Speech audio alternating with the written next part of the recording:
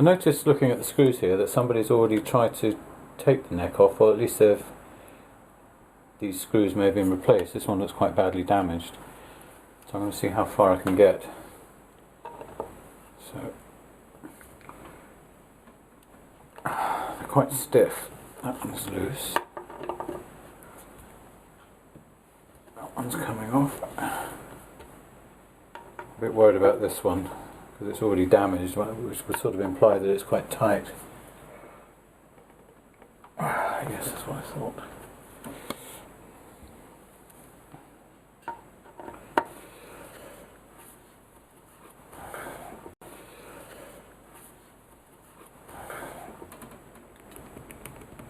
Oh, that one's very tight. I think it's going. Yep, that's it. The action on this was so poor that I think I'm going to have to shim the neck to get it to play properly. Oh dear, I didn't want that to happen. Damn. Oh shit.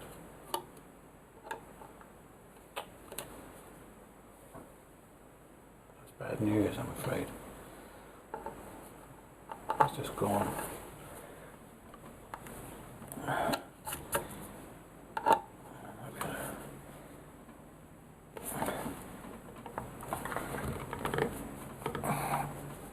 Oh shit. Oh, that's too bad. That screw is...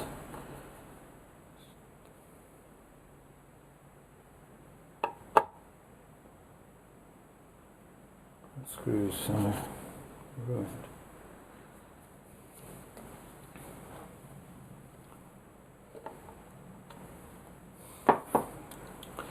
Trying to think here for a second if there's an alternative way of getting that out. Not easily, I would suggest. I just don't know if these would... Nothing's going to work in there that's a positive drive.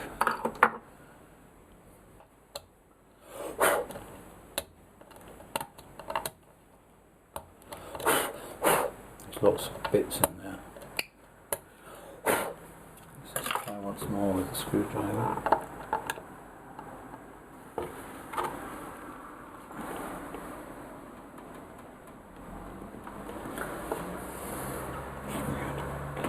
I've got one hand to stop it doing that.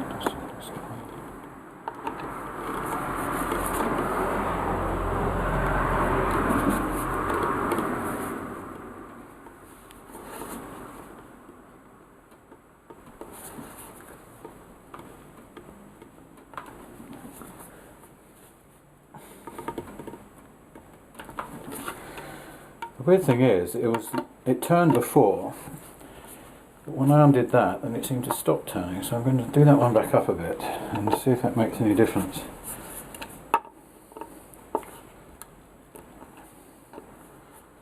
Adjust the plate in any way. Oh man, not able to do it. Okay. Hi, welcome back. I did go to Screwfix and I got a set of these screw extractors. This is the smallest one in the set. There were 5 in the set. I put it into this sort of reaming device that just clamps on the end. I've never done this before, but I assume you start with a pilot drill. There were no instructions, and then you follow this in, which is a left-handed thread, so you turn it this way, and at some point this will screw itself in and it will catch, and presumably at some point it will take this screw out. It's about the tension that I'm applying versus the tension of the screw in the wood, whichever one gives out first. I don't think I made that very clear, did I? Anyway, here I go. I'm going to see if I can drill a hole. Oh, that didn't start so well. Let's tighten that up a bit. Let's start by drilling. There we go. I'm going to put a little WD-40 in there. That's the only oil I've got, actually. on the desk here, on the bench. The drill's kind of hiding what you're doing. I've sprayed a little bit of WD-40 in that screw.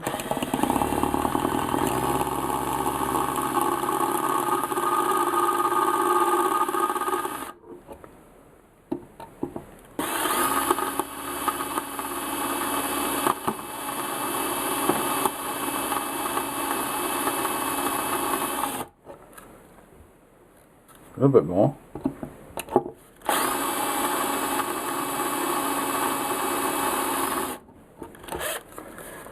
I hope that's deep enough. I don't want the screw extractor to bottom out. Oh, it's probably quite hot.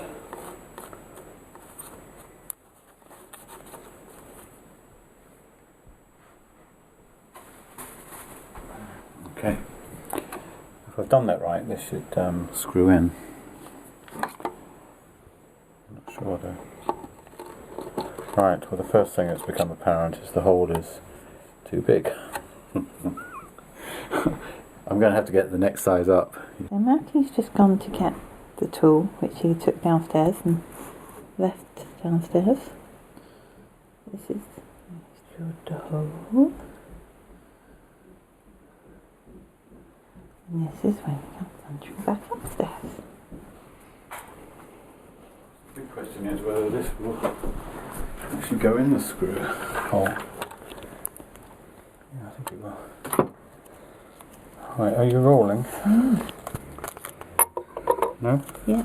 Okay. Right, so although I thought I measured that properly, that's not going back in there. Go back in there.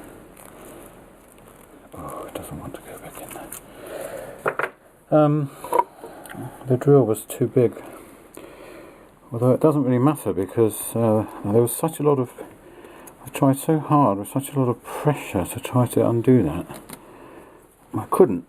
So this being a bit thicker is actually probably better. It won't snap. So, as I understand it, self-tapping.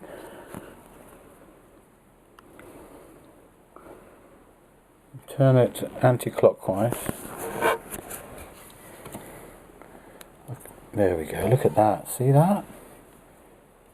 It wasn't that difficult. Didn't require a great deal of pressure.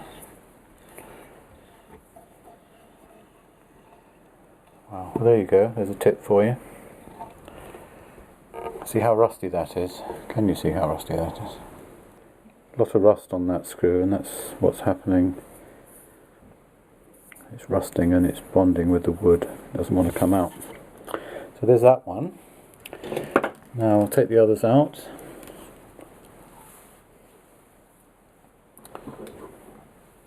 They should come out fairly easily.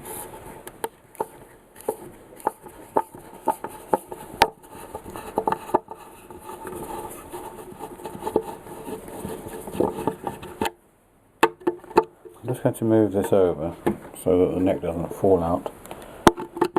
I'll take the last one out.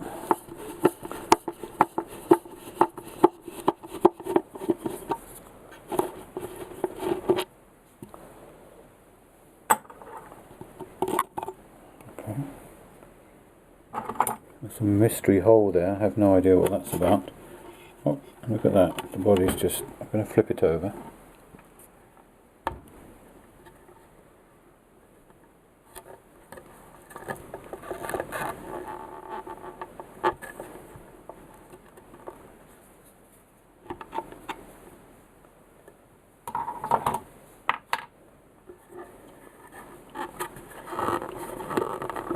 There we go.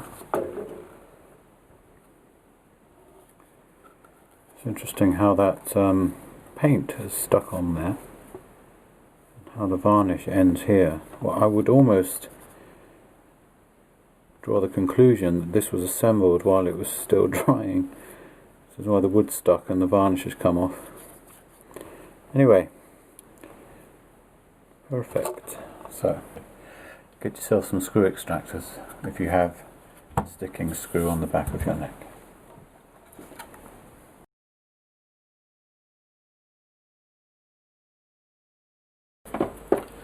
So now I'm just removing the frets. So I got my soldering iron just with a little bit of solder on it, not too much. Not altogether sure how effective that is, but it's supposed to distribute the heat more evenly. Just working my way backwards and forwards, trying not to damage the binding.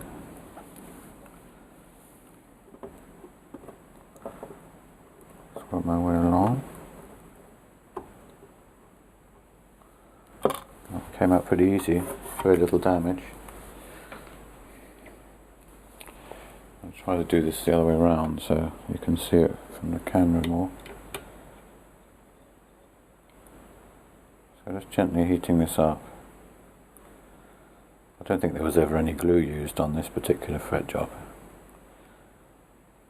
In fact, the fret job wasn't very good. The ends were very poorly finished and the frets weren't even the same length.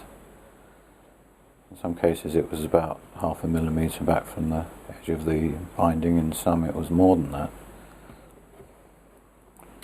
Nothing really lined up that well. This one's coming out quite easily. There we go.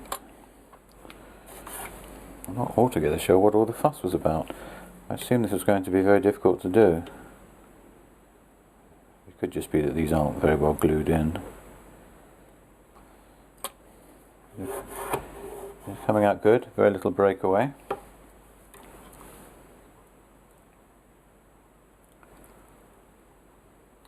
I'm looking at the radius on the fretboard. It's very, very flat, this fretboard. So I don't know if I'm going to have a sanding block that's the right radius to sand this down. I'm going to have to check that tomorrow.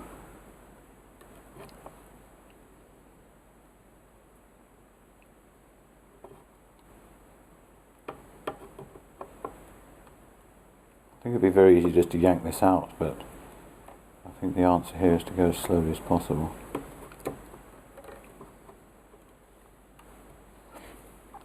Some of these dot inlays are rather poorly done. That one's okay, this one is proud. These two are a little bit below the surface. This one here is really proud. At the back it's sticking up about 0.5 mil. That one's okay, that one's not. None of them are fitted very well. I suppose this is really where the time and the cost was saved on building these guitars. The fret job was never done properly. The frets were never fitted well or never finished well.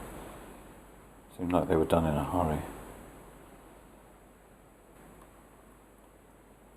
So, I wish you to look at the videos of people doing this. It seemed like it was such a complicated skill.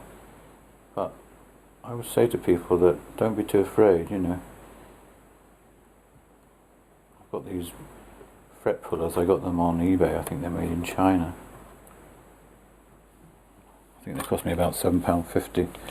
They're beautifully finished, beautifully rounded, so you can get into the high spot, the high frets here, without hitting any of the other frets. Superb finish. I suspect you have to keep them oiled so that they don't rust. I would anticipate they would rust if you don't look after them. Well, they're doing a fine job on this.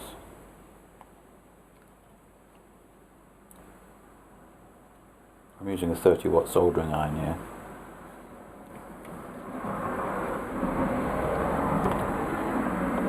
Just keeping the iron moving. Just pinching a little bit further along the fret each time so it lifts up. And just warming the end so it doesn't break.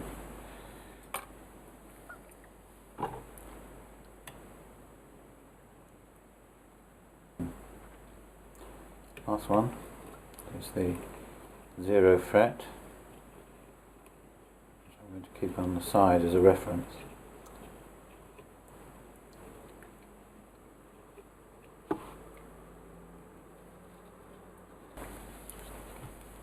Just need a bit more heat, I think.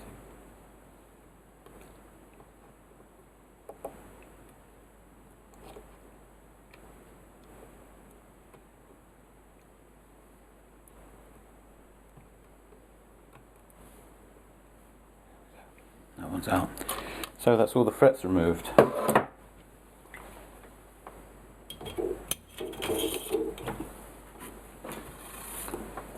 Just turn the irons off.